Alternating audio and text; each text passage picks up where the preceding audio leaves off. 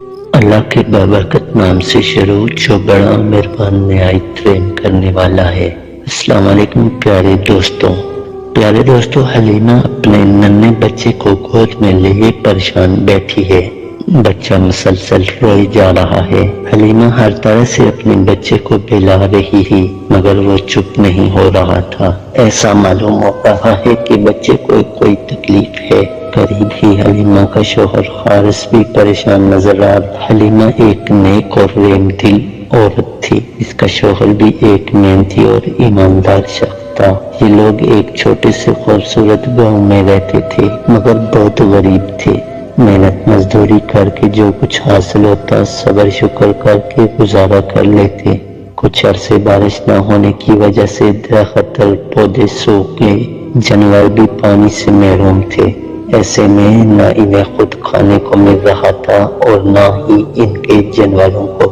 اس وقت بھی حلیمہ اور ان کے شوہر کے پریشان ہونے کی وجہ یہی تھی کہ ننھا عبداللہ بھوک کی وجہ سے مسلسل روئے جا رہا ہے۔ گھر میں جو اونٹنی تھی بھوکی ہونے کی وجہ سے اس سے بھی ایک بوند دودھ حاصل نہیں ہو سکتا تھا۔ حارث کو پریشان دیکھ کر حلیمہ نے کہا، فکر نہ کرو، صبح ہم لوگ شہر جائیں گے اور کچھ نہ کچھ بندوبست ہو ہی جائے گا۔ وہاں کی روایت کے مطابق دراصل گاؤں کی خواتین شہر جاتی اور ایک ایک بچے کو گود لے لیتی اور اسے اپنے ساتھ گاؤں لے آتی تاکہ گاؤں کی خالص فضا اور تازہ آب و ہوا میں پرورش کے ساتھ ساتھ بچہ اپنی زبان پر بھی مہارت حاصل کر لے۔ اگلی صبح حلیمہ نے سفر کے لیے اپنا سامان لیا اور ننھے عبداللہ کو گود میں لے کر اپنی سرمئی رنگ کی گدی پر سوار ہو گئی۔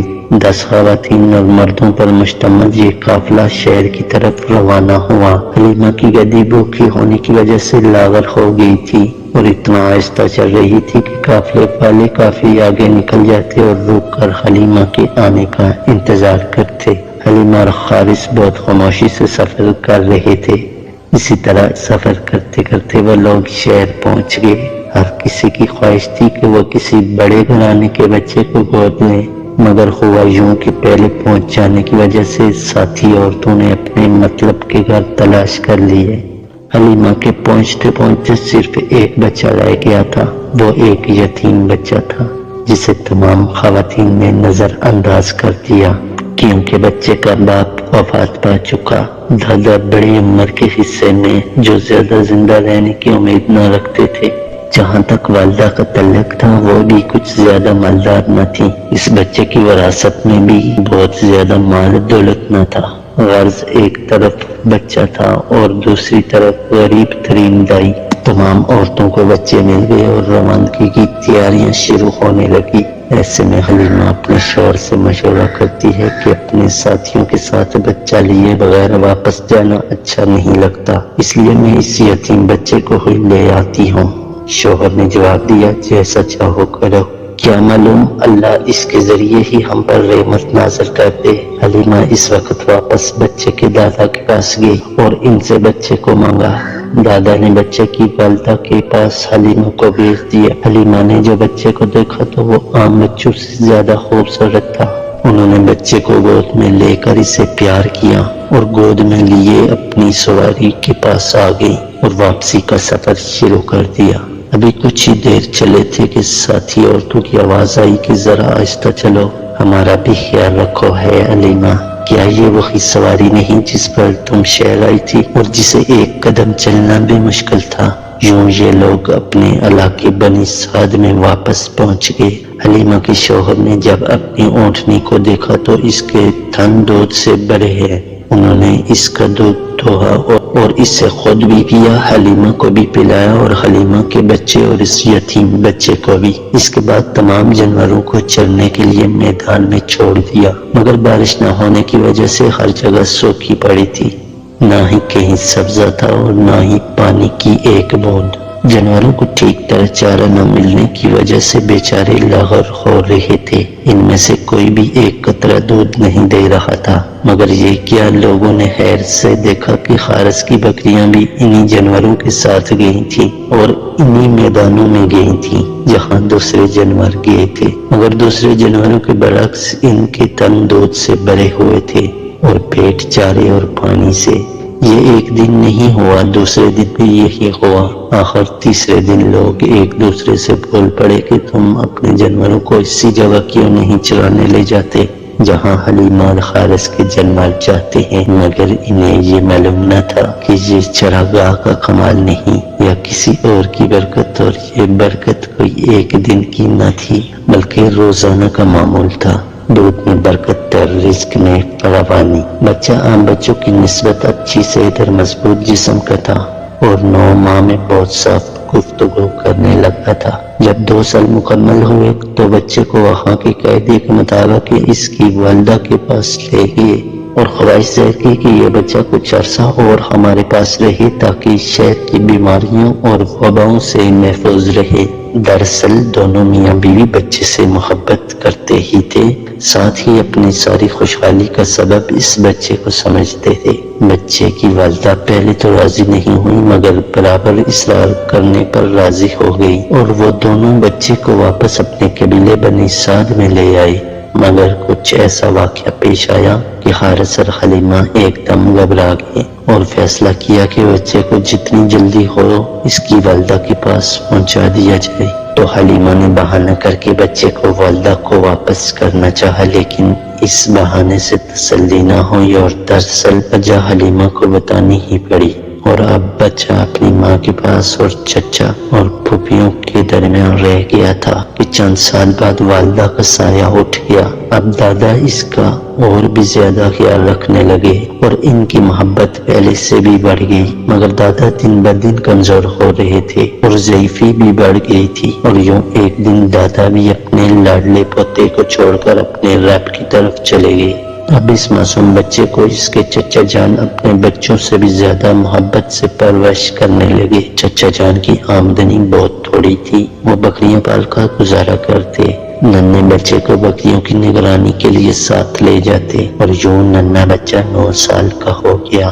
ایک دن سوداگروں کا ایک قافلہ شام جا رہا تھا تو چچا اور ان کے معصوم بھتیجا بھی اس قافلے کے ساتھ چلے گئے۔ راستے میں جہاں قافلے کے لوگ کچھ دیر آرام کیا کرتے تھے، ٹھیک اسی جگہ ایک عیسائی عبادت گاہ تھی، جہاں ایک عیسائی عبادت گاہ کا نگران، جسے راہب کہتے ہیں، عبادت کر رہا تھا، جو ان دستاویزات کا محافظ بھی ہوتا تھا جو نسل در نسل اس عبادت گاہ میں چلی آ رہی تھی، اور یہ راہب بھی ان دستاویزات اور ان میں بیان کی گئی باتوں سے بخوبی واقف تھا۔ اب جو یہ قافلہ جس میں یہ دونوں چچا بھتیجا تھے عبادت گاہ سے ذرا فاصلے پر آ ٹھہرا تو راہب نے قافلے پر ایک نظر ڈالی اور ایک دم ہی چونک پڑا، کیونکہ جب وہ دور قافلے کو آتا دیکھ رہا تھا تو اسے بادل کا ایک چھوٹا سا سایہ اس قافلے کو اوپر سایہ کیا ہوا نظر آیا تھا، مگر اس نے محض ایک اتفاق سمجھا۔ مگر اب جب کہ قافلہ بالکل رک چکا تھا اور مختلف درختوں کے سائے میں اس قافلے کے لوگ آرام کر رہے تھے، تو ایسے ہی ایک درخت کے اوپر یہ بادل کا ٹکڑا بھی ٹھہر گیا،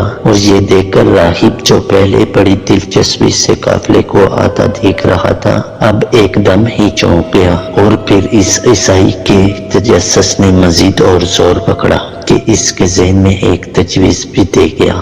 راہب نے اس قافلے والوں کو کھانے کی دعوت دی اور کہلوایا کہ میری خواہش ہے کہ تم میں سے ہر ایک جوان، بوڑھا، غلام یا آزاد میرے یہاں کھانے کے لیے آئے۔ سب قافلے والے دعوت میں شرکت کے لیے عیسائی راہب کے یہاں پہنچے۔ جیسے جیسے لوگ عبادت گاہ کے اندر داخل ہو رہے تھے، عیسائی راہب ہر ایک چہرے کو غور سے دیکھتا، لیکن جو بات وہ ان لوگوں میں تلاش کر رہا تھا وہ اسے نہیں مل رہی تھی۔ غالباً تمام لوگ نہیں آئے۔ راہب کو خیال آیا کہ میں نے کہا کہ کسی کو چھوڑ کر مت آنا۔ راہب نے قافلے والوں سے کہا کہ ایسا کوئی بھی نہیں ہے جسے ہم نے پیچھے چھوڑا ہو سوائے ایک لڑکے کے جو ہم میں سب سے چھوٹا ہے۔ قافلے والوں نے جواب دیا، اس کے ساتھ اس طرح کا سلوک نہ کرو اور اسے بلاؤ، اس کا یہاں آنا ضروری ہے۔ راہب نے قدرے ناراضگی سے کہا کہ اس پر قافلے والوں کو شرمندگی کا احساس ہوا اور وہ لڑکے کو دعوت پر بلا لائے۔ لڑکے کے چہرے پر ایک نظر ڈال کر ہی راہب کو اپنی تلاش مل گئی۔ کھانے پینے کا سلسلہ شروع ہوا۔ راہب لڑکے کے چہرے کا جائزہ لیتا رہا۔ کھانے کا سلسلہ ختم ہوا تو راہب کم عمر مہمان کے پاس بیٹھ گیا۔ اور مختلف سوال کرتا رہا۔ نو عمر لڑکا بڑے مناسب اور صاف گوئی سے جواب دیتا رہا اور کسی قسم کی جھجک محسوس نہ کی۔ اس نے ان کی کاندھی سے اٹھا کر پیٹھ دیکھنی شروع کی۔ خواہش کی اسے بچے کی باتوں سے یقین آ گیا تھا، مگر مطمئن ہونا چاہتا تھا۔ بچے کی پیٹھ پر نشان دیکھنے کے بعد راہب نے اس کے چچا سے سوال کیا، بچے سے تمہارا کیا رشتہ ہے؟ چچا نے، جو کہ اپنی اولاد سے بڑھ کر اس کی پرورش کی تھی، اس لیے جواب دیا، یہ میرا بیٹا ہے۔ یہ تمہارا بیٹا نہیں، راہب نے پورے یقین سے کہا کہ یہ ممکن ہی نہیں کہ اس کا باپ زندہ ہو، یہ میرے بھائی کا بیٹا ہے۔ چچا نے جواب دیا، پھر اس کا باپ کہاں گیا؟ راہب نے ایک اور سوال چچا سے کیا، وہ انتقال فرما گئی تھی جب اس کی پیدائش نہیں ہوئی تھی۔ یہ بالکل سچ ہے، راہب نے فوراً تصدیق کی۔ اپنے بھائی کے بیٹے کو فوراً اپنے ملک لے جاؤ اور یہودیوں سے بچا کر رکھو۔ میں اللہ کی قسم کھا کر کہتا ہوں کہ اگر وہ اسے دیکھ لیں اور کچھ میرے علم میں ہے وہ بھی جان جائیں تو اس کو نقصان پہنچ سکتا ہے۔ تمہارے بھائی کے اس بیٹے کے لیے قدرت نے اپنے خزانے میں بڑی عظمتیں سنبھال کر رکھی ہوئی ہیں۔ راہب نے اپنی تعلیمات کے مطابق صاف صاف چچا جان کو ہر بات بتائی، اور پھر وہ وقت بھی آیا جب اس لڑکے کو اللہ نے اپنے آخری نبی صلی اللہ علیہ وسلم کی حیثیت سے منتخب کیا۔ جی ہاں، محمد صلی اللہ علیہ وسلم، ہمارے پیارے نبی کریم صلی اللہ علیہ وسلم، جنہوں نے اپنی تمام زندگی اس فرض کو انجام دینے میں لگا دی جس کے لیے اللہ تعالیٰ نے انہیں بھیجا تھا۔ ہماری دعا ہے کہ اللہ پاک ہمارے نبی صلی اللہ علیہ وسلم پر ہماری طرف سے لاکھوں کروڑوں درود و سلام نازل فرمائے اور ہمیں ان کی سنت پر عمل کرنے کی توفیق عطا فرمائے۔ آمین یا رب العالمین۔